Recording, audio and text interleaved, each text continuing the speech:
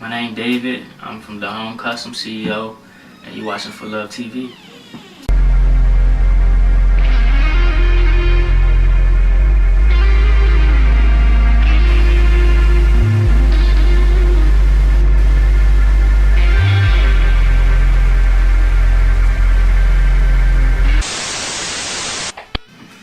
I got started, believe it or not, researching it in about January. It's been since like January, and I started sewing in May. I was in North Carolina for a year at Central, and then I came back to DC where I'm from, and been here for 3 months, and I just took off. That's crazy. Yeah. So what's your inspirations of your pieces and stuff? My inspiration is what I see. Like, I see stuff that I like and I just use it.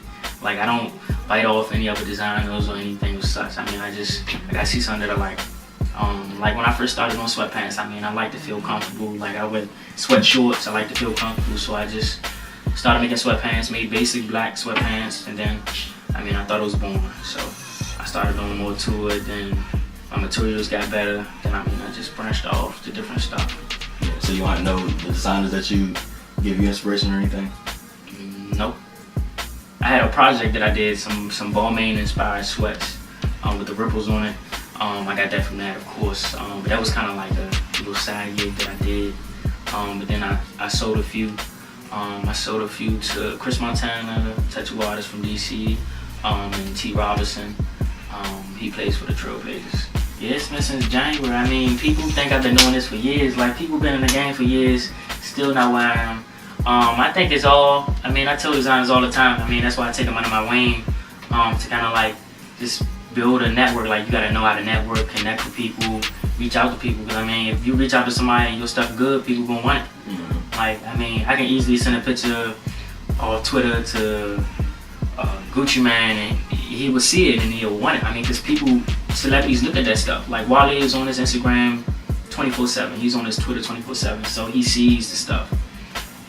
They see the stuff. So I mean, it's basically building a network and just perfecting your craft. I mean, I tell everybody that all the time. Like, designers that ask me, like, how do you get where you are now? And it's like, perfect your craft. I mean, that's all you can do.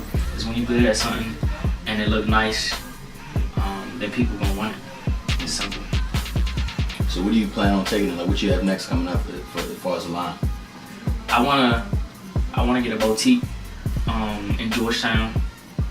That is my goal. That's what's gonna happen. Regardless, that's what's gonna happen. I'm working on getting that right now. Just got some investors, big supporters behind my back to kind of like push me to where I need to be financially, to help me get to that point and keep it in my city. Like, people who in fashion, they want to go to New York or LA, like, oh, this is where I need to be. No, you need to be in your city, helping out your city and helping out the people around you. I mean, that's how I feel that it needs to be. Like, rappers, they get big and don't go back and get back to their city. Like, that's where you came from. They raised you. I don't need to be flossing, wearing flashy jewelry or none of that. I mean, I'm myself. Still got my 7th ring from, 7th grade. So, I mean, I'm not gonna change. I hope I don't. I'm not gonna say, I mean, I'm not, but I hope I don't. I mean, I trust people, but it's like, when it comes to my funds, when it comes to my future, it's hard to trust. Yeah. It's hard to trust. I mean, so that's why. I mean, I don't deal with any females because I feel as though I need to focus on myself, focus on my family, then deal with that. Because I mean, they're always gonna be there, especially if I'm doing this, they can be there. Why should I tell everybody my age or my real name or what I look like? I don't want to walk on the streets and like I'm normal. Like, I don't want to be famous. I want to be rich. I want to provide for my family, provide for the guys who's struggling out here, the designers who stuff is good but they don't know how to put it out. So I can help them set them up with photo shoots. So I mean, it's not a necessity to show my face all over the place. I mean, like, why? Like, I'm not out here looking for females. Like, I don't see the point. I mean, I had females that I talked to, but I mean, it's not serious. It's not serious. So, I mean, I just stay to myself and stay to my craft. And just get better by the day. I did North Carolina Central Fashion Show and won first place in it, so that was huge. It was a real good experience. This Trilectual, of course, kept this up there because Shaq Lizzy performed in my shorts, which featured right here. It's a sample piece of the shorts.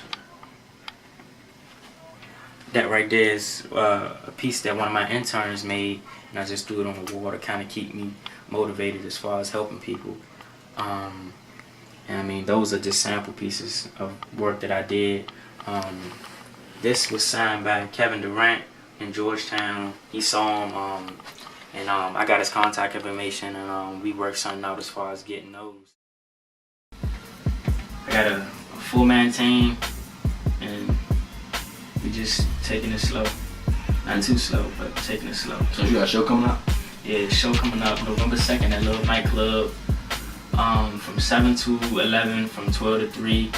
The event is gonna be huge, very, very huge. We plan on doing these twice a month, well, twice a year, not twice a month. I'm gonna do twice a month for my personal events, like release parties and different stuff like that. Like our rappers have release parties.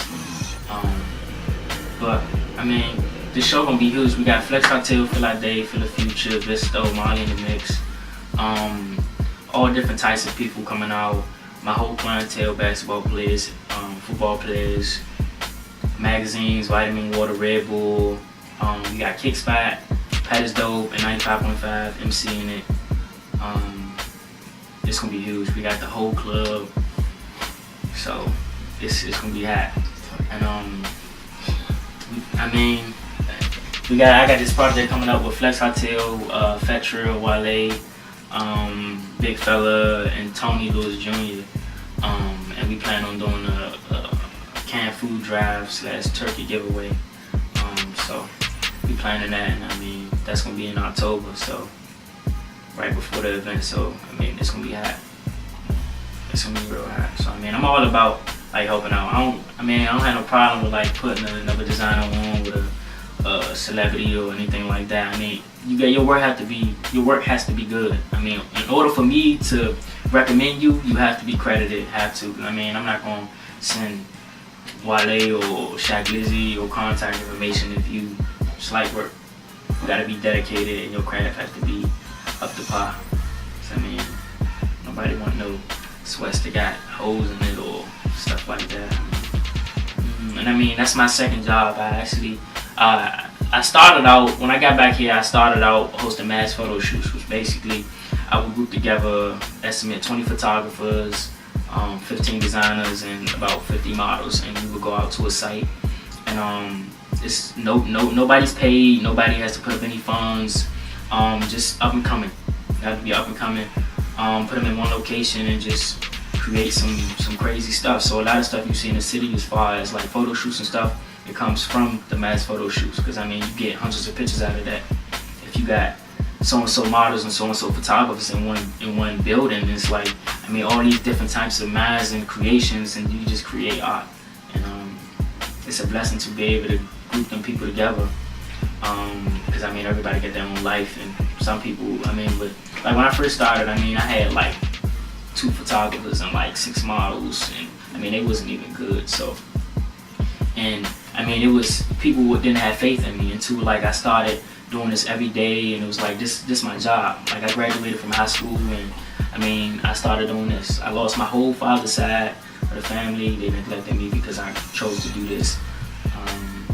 So I mean I'm gonna put my all into it, and I mean I can't stop. So I mean, get it how you live.